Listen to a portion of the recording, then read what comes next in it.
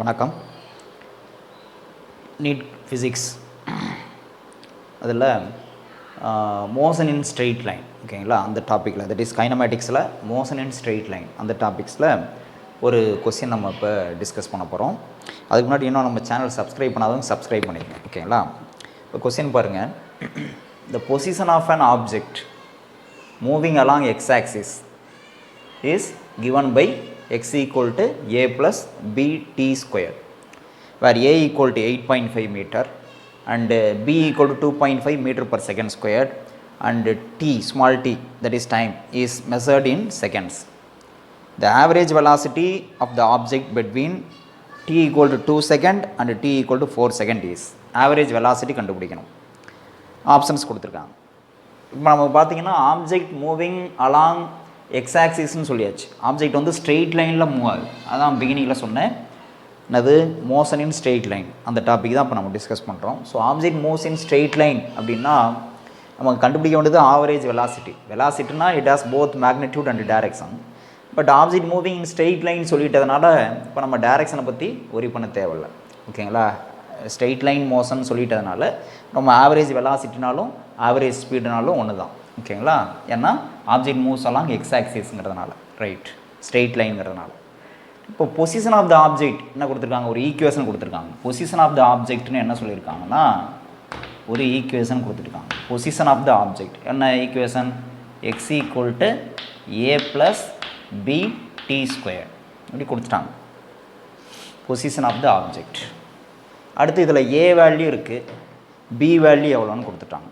A value B value எவ்வளோன்னு கொஸ்டினில் கொடுத்துட்டாங்க.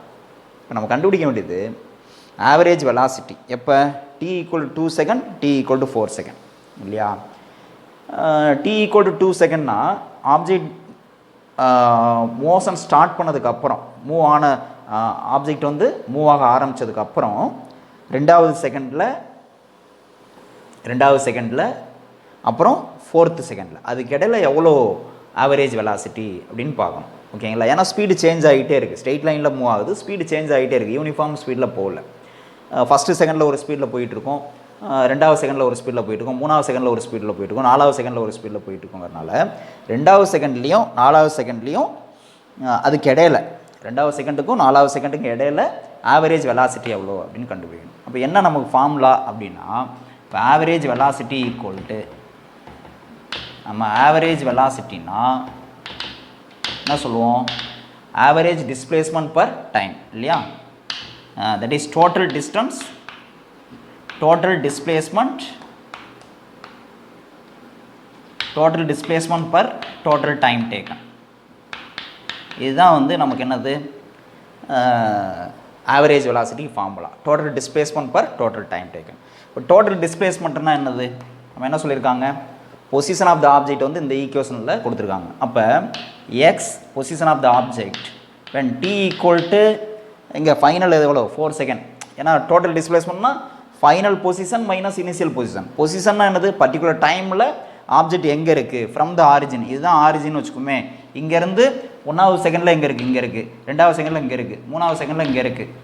4வது செகண்டில் எங்கே இருக்குது. ஸோ எக்ஸுங்கிறது என்னது position of the object from the origin okay. So அப்போ that is distance of the object from the origin. அப்போ 4வது செகண்டில் எங்கே இருக்குது, இது வந்து 1வது செகண்ட், 2வது செகண்ட், 3வது செகண்ட், 4வது செகண்ட்னா 4வது செகண்டில் ஆப்ஜெக்ட் எங்கே இருக்குது மைனஸ் 2வது செகண்டில் ஆப்ஜெக்ட் எங்கே இருக்குது. சப்ட்ராக்ட் பண்ணோம்னா டோட்டல் டிஸ்டன்ஸ் எவ்வளோன்னு கிடச்சிருமா நமக்கு, அதுதான் இங்கே பண்ணுறோம். ஸோ அப்போ X T equal to 4 second minus X T equal to 2 second. இதுதான் டோட்டல் டிஸ்பிளேஸ்மெண்ட். 4th செகண்டில் ஆப்ஜெக்ட் எங்கே இருக்குது மைனஸ் செகண்டில் 2வது செகண்டில் ஆப்ஜெக்ட் எங்கே இருக்குது பண்ணோம்னா இந்த டைம் இன்டர்வலில் that is 2 second to 4 second அந்த டைம் இன்டர்வல் ஆப்ஜெக்டோட டோட்டல் டிஸ்பிளேஸ்மெண்ட் எவ்வளோன்னு தெரிஞ்சிடும். Divided by total time interval. Total time interval எவ்வளவு, T equal to 4 minus T equal to 2. அப்போது 4 செகண்ட் மைனஸ் 2 செகண்ட் சொல்லலாம். T2 minus T1. 4 second minus, இல்லை இப்படி கூட எழுதலாம் சிம்பிளாக. எப்படின்னா இப்படி கூட எழுதி எக்ஸ் ஆஃப் T2னா final time minus X of T1 இப்படி எழுதிக்கிங்க பை டோட்டல் டைம் இன்டர்வல்னா T2 மைனஸ் T1 இப்படி எழுதிக்கலாம். இப்போ வேல்யூ எக்ஸ் ஆஃப் T2 என்ன, எக்ஸ் ஆஃப் T1 என்ன, T2 மைனஸ் T1 சப்ஸ்டிட் பண்ணால் நமக்கு ஆன்சர் கிடச்சிரும் இல்லையா. இப்போ முதல்ல எக்ஸ் ஆஃப் T2 கண்டுபிடிக்கலாமா. இது வந்து ஆவரேஜ் வெலாசிட்டி, வி ஆவரேஜ்னு எழுதி, வி ஆவரேஜ். ஓகே, இப்போ எக்ஸ் ஆஃப் T2 என்ன பார்ப்போமா. எக்ஸ் ஆஃப் T2 எவ்வளவு நமக்கு வந்து 4 செகண்ட் இல்லையா. T2 வந்து 4 செகண்ட். ஸோ இப்போ இதோட வேல்யூ என்ன வரும், இந்த ஃபார்முலா சப்ஸ்டிட் பண்ணுங்கள். எக்ஸ் ஈக்குவல் டு என்ன formula, X equal to a plus பிடி ஸ்கொயர் இல்லையா. a ப்ளஸ் பிடி ஸ்கொயர். ஏவோட வேல்யூ என்ன இருக்குது, ஏவோட வேல்யூ கொடுத்துருக்காங்க 8.5 மீட்டர். அப்போ 8.5 ப்ளஸ் பியோட வேல்யூ என்ன இருக்குது 2.5 metre per second square. So 2.5 into T square. டீயோட வேல்யூ எவ்வளோ 4னு வச்சுருக்கோம். T2 வந்து 4 செகண்ட். அப்போ 4 ஸ்கொயர் எவ்வளவு 16. அப்போ 16.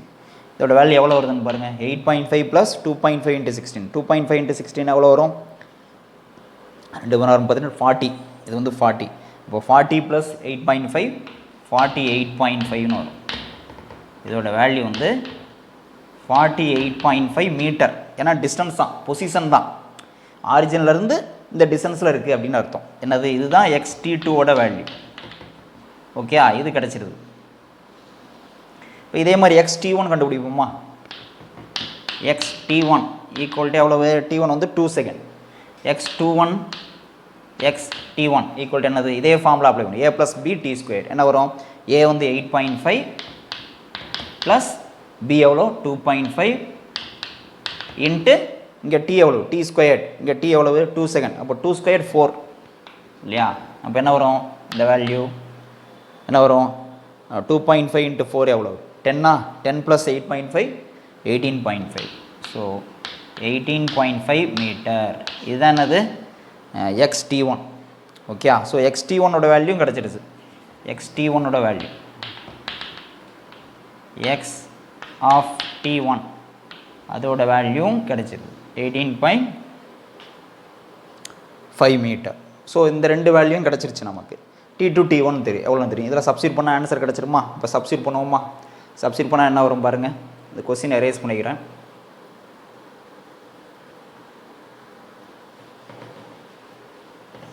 என்ன வரும், வி ஆவரேஜ், ஆவரேஜ் வெலாசிட்டி தான் கண்டுபிடிக்கணும் நம்ம. வி ஆவரேஜ் ஈக்குவல் டு இந்த ஃபார்முலா XT2ஓட வேல்யூ என்னது 48.5 மீட்டர் மைனஸ் XT1ஓட வேல்யூ என்னது 18.5 metre. So 18.5 metre divided by T2 minus T1. T2 எவ்வளவு 4 மைனஸ் T1 எவ்வளவு 2. எவ்வளோ வருது பாருங்கள். 48.5 மைனஸ் 18.5 எவ்வளோ வரும் 30 வருமா. 30 டிவைடட் பை 4 மைனஸ் 2 2. அப்போ எவ்வளோ வரும் 15 வருமா. 30 by 2 15. So velocity, average velocity எவ்வளோனா 15 மீட்டர் பர் செகண்ட். இதுதான் ஆன்சர். இப்போ இங்கே ஆப்ஷன் இருக்கான்னு பாருங்கள், இங்கே இருக்கா 15 மீட்டர் பர் செகண்ட். இதுதான் ஆன்சர். ஓகே, ஸோ இங்கே கான்செப்ட் வந்து இதுதான். ஆவரேஜ் வெலாசிட்டினா என்ன ஃபார்முலா தெரியணும். Total displacement per total time. Total டிஸ்பிளேஸ்மெண்ட்னா என்னங்கிறது தெரியணும், அவ்வளோதான். ஓகேங்களா, சிம்பிளான ப்ராப்ளம் தான். இந்த கான்செப்ட் மட்டும் தெரிஞ்சால் போதும். ஓகே, இன்னும் நெக்ஸ்ட் வீடியோவில் இன்னொரு ப்ராப்ளம் நம்ம சால்வ் பண்ணலாம். ஓகேயா, தேங்க்யூ.